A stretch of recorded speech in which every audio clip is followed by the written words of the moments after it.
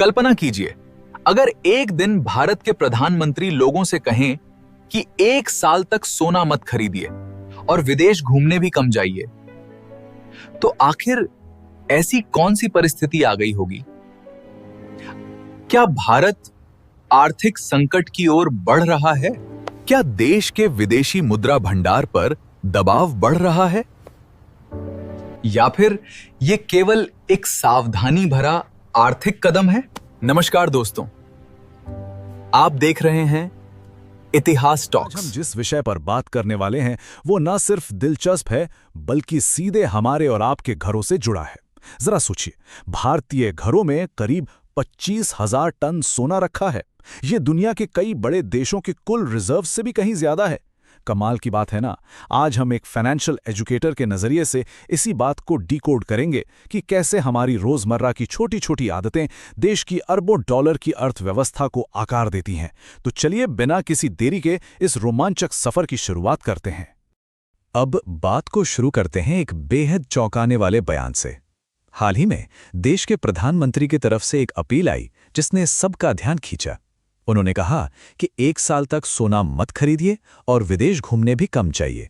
अब जाहिर है, जब इतने ऊंचे पद से कोई ऐसी बात आए तो हलचल मचना तो तय है।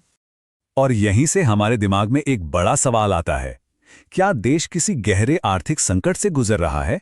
क्या हालात इतने बिगड़ गए हैं कि सीधे जनता से खर्च रोकने को कहना पड़ रहा है, या फिर इसके पीछे कोई बहुत ही स्मार्ट और दूरदर्शी प्लानिंग काम कर रही है?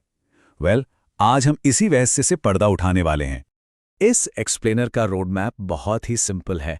हम एक अप्रत्याशित अपील से शुरू करेंगे, फिर फॉरेक्स रिजर्व्स के कंसेप्ट को आसान भाषा में समझेंगे। इसके बाद ऑयल और गोल्ड ट्रैप पर बात करेंगे, 1991 के संकट की आज के हालात से तुलना करेंगे और अंत में देखेंगे कि एक नागरिक के रूप में हमारी क्या जिम्मेदारी है। तो चलिए सबसे पहले उस अप्रत्याशित आर्थिक अपील की तह में चलते हैं और अपनी परंपराओं और टूरिज्म की असली कीमत को समझते हैं। हम सब जानते हैं कि भारत में सोना सिर्फ एक धातु नहीं है, ये एक इमोशन है। लेकिन क्या आप जानते हैं कि देश में इस्तेमाल होने वाला ज्यादातर सोना विदेशों से इंपोर्ट होता है? जब हम त्योहारों पर भारी मात्रा में इंपोर्टेड सोना खरीदते हैं या फिर छुट्टियां मनाने विदेश जाते हैं तो उसका पेमेंट इंटरनेशनल मार्केट में अमेरिकी डॉलर में करना पड़ता है। इसका सीधा सा मतलब ये हुआ कि हमारे देश की संपत्ति यानी विदेशी मुद्रा तेजी से देश के बाहर जा रही है और इसी वजह से हमारे घरेलू फॉरेक्स रिजर्व्स पर एक भारी दबाव पड़ता है। अब ये फॉरेक्स रिजर्व्स क्या भला है? आइए इसे एकदम सिंपल भाषा में समझते हैं। फॉरेक्स रिजर्व्स, जिसे हिंदी में विदेशी मुद्रा भंडार कहते हैं, असल में किसी भी देश की इमरजेंसी सेविंग्स होती है। जैसे हमारे घरों में बुरे वक्त के लिए गुल्लक या सेविंग्स अकाउंट होता है ना, बस वैसे ही इसमें विदेशी मुद्राएं, गोल्ड रिजर्व्स और IMF एसेट शामिल होते हैं। सेंट्रल बैंक, जैसे कि हमारा रिजर्व बैंक ऑफ इंडिया, इसे एक मजबूत ढाल की तरह इस्तेमाल करता है। जब ग्लोबल मार्केट में अस्थिरता आती है तो इसी ढाल का इस्तेमाल जरूरी सामान खरीदने और हमारे रुपये की कीमत को गिरने से बचाने के लिए किया जाता है। इसे इकोनॉमिक्स में बैलेंस ऑफ पेमेंट्स कहा जाता है। इसे एक आसान सी एनालॉजी से समझते हैं। एक आम घर के बजट को ही ले लीजिए। वहां क्या होता है, महीने की कमाई और खर्चों के बीच एक बैलेंस बनाना पड़ता है ताकि कुछ इमरजेंसी फंड बन सके। बिल्कुल इसी तरह सेंट्रल बैंक्स को भी इंटरनेशनल ट्रेड को मैनेज करना पड़ता है। उन्हें यह देखना होता है कि देश से बाहर जाने वाला पैसा अंदर आने वाले पैसे से ज्यादा ना हो जाए, ताकि हमारा नेशनल ट्रेजरी हमेशा भरा रहे। लेकिन यह खजाना खाली कैसे होता है? आइए दी ऑयल एंड गोल्ड ट्रैप को समझते हैं। अगर हम गौर करें कि हमारे डॉलर्स सबसे ज्यादा कहाँ खर्च होते हैं तो तस्वीर बिल्कुल साफ हो जाती है। सबसे बड़ा हिस्सा जाता है मिडल ईस्ट से कच्चा तेल यानी क्रूड ऑयल मंगाने में। उसके बाद नंबर आता है इंटरनेशनल मार्केट से सोना इंपोर्ट करने का और फिर विदेशी पर्यटन का। हमारी अर्थव्यवस्था इन चीज़ों पर बहुत ज़्यादा निर्भर है और यही वो रास्ते हैं जहां से डॉलर्स पानी की तरह बहते हैं। अब जरा इस ग्लोबल डिपेंडेंसी का रिस्क देखिए। दुनिया के किसी भी कोने में कुछ गड़बड़ होती है, जैसे मिडिल ईस्ट में तनाव बढ़ना या हॉर्मुजल डमरूमध्य जैसे समुद्री रास्तों पर कोई खतरा आना, तो वहां की सप्लाई चेन टूट जाती है। इसका सीधा असर क्या होता है? इंटरनेशनल मार्केट में कच्चे तेल के दाम अचानक आसमान छूने लगते हैं। तेल महंगा होने का मतलब है कि भारत को तेल खरीदने के लिए रातों रात बहुत सारे एक्स्ट्रा अमेरिकी डॉलर्स की जरूरत पड़ेगी और बस यहीं से हमारे करेंसी रिजर्व्स में तेजी से सेंध लगने लगती है। इन चीजों की गंभीरता को समझने के लिए हमें इतिहास के पन्नों को पलटना होगा। चलिए 1991 के संकट और आज के हालात की तुलना करते हैं।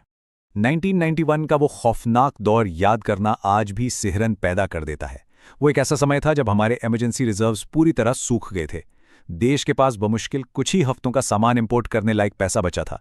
हालत इतनी खराब हो गई थी कि हमें IMF से बेल आउट मांगना पड़ा, और तो और देश की इज्जत माने जाने वाले राष्ट्रीय सोने को विदेशों में गिरवी रखना पड़ा। ये वो टर्निंग पॉइंट था जिसके बाद भारत में आर्थिक उदारीकरण की शुरुआत हुई। लेकिन आज कहानी बिल्कुल अलग है। अगर हम उस दौर की तुलना आज के फाइनेंशियल इंफ्रास्ट्रक्चर से करें तो जमीन आसमान का फर्क दिखेगा। 1991 में जहां रिजर्व्स खत्म होने के कगार पर थे और पैनिक में सोना गिरवी रखना पड़ा था, वहीं आज भारत का विदेशी मुद्रा भंडार बहुत ही विशाल और मजबूत है। हमारा आज का आर्थिक ढांचा उन पुरानी कमजोरियों से सबक लेकर एक बेहद लचीला और सशक्त सिस्टम बन चुका है। और यही वो सबसे अहम पॉइंट है जो हमें समझना है। आज जब सरकार विदेश यात्रा कम करने या सोना न खरीदने की बात करती है, तो वो 1991 जैसी किसी मजबूरी या घबराहट में नहीं कर रही है, बल्कि ये एक प्रोएक्टिव और प्रिकॉशनरी कदम है।